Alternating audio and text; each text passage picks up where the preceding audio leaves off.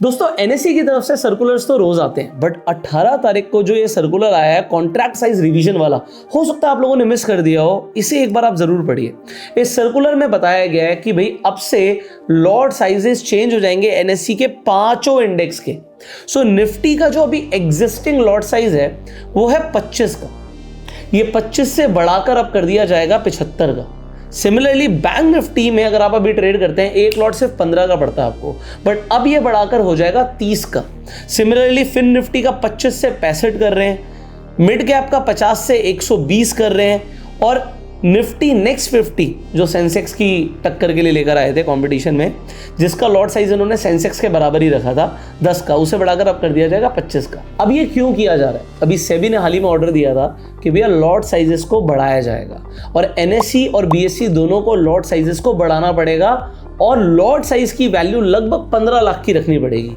अब मैं आपको पूरी कैलकुलेशन समझाता हूँ, एक ही मिनट में आपको समझ आ जाएगा, और इसके बाद हम बात करेंगे कि आपके पास ऑप्शंस क्या हैं। सो अभी अगर मैं मान के चलूँ कि निफ्टी लगभग 25,000 रुपए की है, और अभी हम एग्जिस्टिंग लॉट साइज की बात करते हैं जो कि 25 का है, तो इस कॉन्ट्रैक्ट की वैल्यू जो आ रही है वो आ रही है 6,25,000। सो 6,25,000 अभी एग्जिस्टिंग वैल्यू आ रही है।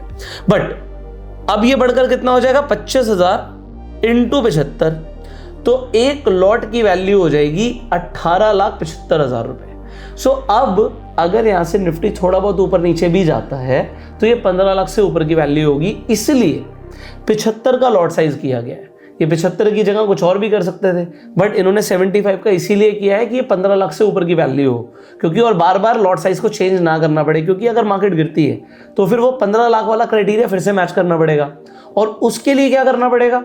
उसके लिए फिर से लॉट साइजेस को चेंज करना पड़ेगा, इसलिए 18,75,000 है। अब इससे एक आम आदमी को क्या फर्क पड़ता है? देखो, अगर आप ऑप्शंस में भी ट्रेड करते हो, मान लेते हैं आप निफ्टी में ट्रेड करते हो और लगभग 200 रुपए का आप प्रीमियम पकड़ के चलते हो, 200 रुपए का। सो 200 इंटू अगर 25 करूंगा तो इसकी वैल्यू आती है 5,000। सिर्फ 5,000 में आप ऑप्शन बाइंग कर सकते थे। अब जो नए लोग आते हैं वो स्टार्टिंग में जो ट्रेडिंग करते हैं वो ट्रेडिंग करते हैं सीखने के लिए। अब सीखने के लिए जो लोग ट्रेड कर रहे हैं उन्हें पता है कि भाई स्टार्टिंग में हमारे लॉस होने के चांसेस ज़्यादा है, तो अगर आप कम पैसे से ट्रेड कर रहे थे तो प्रॉफिट और लॉस छोटा छोटा हो रहा था। लॉस ज़्यादा होगा, ज़्यादा बार होगा नए लोगों का, तो वो छोटे लॉसेस हो रहे थे क्योंकि ऑप्शन बाइंग में पैसे बहुत कम लग रहे थे। अब जो ऑप्शन बाइंग सिर्फ 15,000 से कर रहा था उसे 15,000 में ऑप्शन बाइंग नहीं होगी, क्योंकि अब लॉट ही 75 का हो गया है। और अगर मैं वही 200 रुपये का प्रीमियम पकड़ के चलूँ तो लगभग वहाँ पर जहाँ पे 5,000 लग रहे थे 15,000 लगेंगे। और अगर आप प्रॉपर रिस्क मैनेजमेंट के साथ ट्रेडिंग करते हो तो आपको कम से कम इसका 4 गुना कैपिटल चाहिए होगा। सो एक आम आदमी जो सीखने के लिए भी ट्रेडिंग करना चाह रहा है उसके पास लगभग 50-60 हज़ार रुपये होना ही चाहिए, वरना वो ट्रेडिंग ही नहीं कर पाएगा, आउट ऑफ द गेम हो गए हो आप। ये तो हुई ऑप्शन बायर की बात। मैं चलता हूँ सेलर पर और आपको दिखाता हूँ सेलर पर क्या चेंजेस आए हैं। सो अगर आप अभी ऑप्शन सेलिंग कर रहे हैं, एग्जांपल आप निफ्टी में ऑप्शन सेलिंग कर रहे हैं, सो अगर आप निफ्टी में एक लॉट बेचोगे, कॉल बेचो या पुट बेचो, अगर आप बेच रहे हो तो यहाँ पर आपको एग्जाम्पल 65,000 रुपीज़ का मार्जिन रिक्वायरमेंट था, चाहे वो कॉल हो या पुट हो, लगभग 65,000 रुपये लग रहे थे। बट अब यहाँ पर अगर इसकी वैल्यू ही 3 गुना हो जाएगी तो अब आपके लगभग 2 लाख रुपए लगेंगे।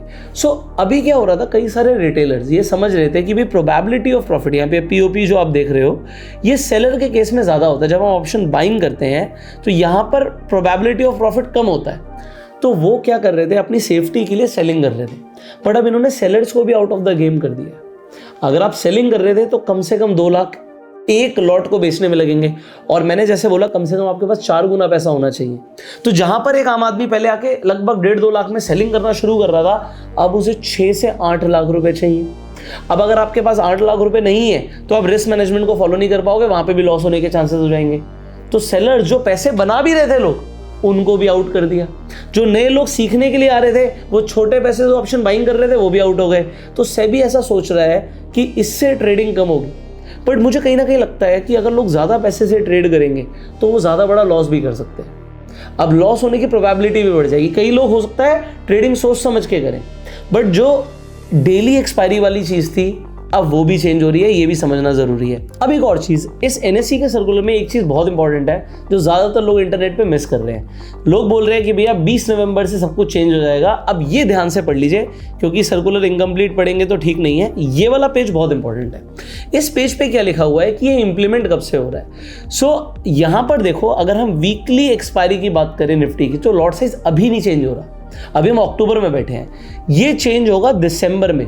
सो लास्ट वीकली एक्सपायरी जो 25 के लॉट साइज पर की जाएगी वो होगी 19 दिसंबर को। उसके बाद आप देखिए जो वीकली एक्सपायरी जिस पे आपको बड़ा हुआ लॉट साइज दिखेगा उसका इफेक्ट पड़ रहा है जनवरी से। सो जनवरी 2025 में ही आपको 75 का लॉट साइज मिलेगा, अभी नहीं मिल रहा। तो जो लोग इंटरनेट पे बोल रहे हैं ना 20 नवंबर से सब कुछ चेंज, 20 नवंबर से नहीं हो रहा, ये आपको डेट्स ध्यान रखनी जरूरी है, इसका स्क्रीनशॉट ले लीजिएगा। अब मंथली एक्सपायरी जो है आपको ये भी ध्यान रखना, जो मंथली एक्सपायरी है, क्योंकि क्या हो रहा है जो लोग एग्जिस्टिंग अभी ट्रेड कर रहे हैं, अगर आप एनएससी की ऑप्शन चेन पर जाओगे, अगर मैं इस ऑप्शन चेन पर जाऊंगा, ये देखो एक्सपायरीज यहाँ पर बहुत सारी आ रही है मेरे लिए। अब जो लोग ऑलरेडी अपनी पोजीशंस बना चुके हैं उनके लिए बहुत गड़बड़ हो जाएगी। तो इसलिए क्या ध्यान रखा जा रहा है कि लॉट साइज को टाइम देने के बाद ही चेंज किया जाए। तो अगर आप यहाँ पर देखोगे जो लास्ट मंथली एक्सपायरी है वो 30 जनवरी की है 2025 की, और जो अगली एक्सपायरी होगी मंथली उसमें ही जाके लॉट साइज चेंज होगा।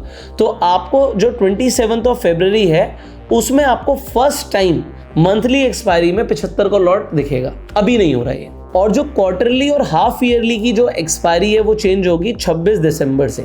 सिमिलरली बैंक निफ्टी, अब यहाँ पर लोग बोल रहे थे कि जैसे थर्सडे निफ्टी की एक्सपायरी है, बाकी सारी जो इंडेक्स की एक्सपायरी होगी वो थर्सडे को कर दी जाएगी, ऐसा कुछ नहीं किया गया है। बैंक निफ्टी की जो एक्सपायरी है वो अभी भी वेंसडे को ही हो रही है, फिन निफ्टी की एक्सपायरी ट्यूसडे को ही होगी, मिड कैप की एक्सपायरी, मंथली एक्सपायरी की बात करूँ, वीकली तो खत्म ही हो गई है, ये जो होगी ये मंडे को ही होगी, और निफ्टी नेक्स्ट 50 की फ्राइडे को ही होगी।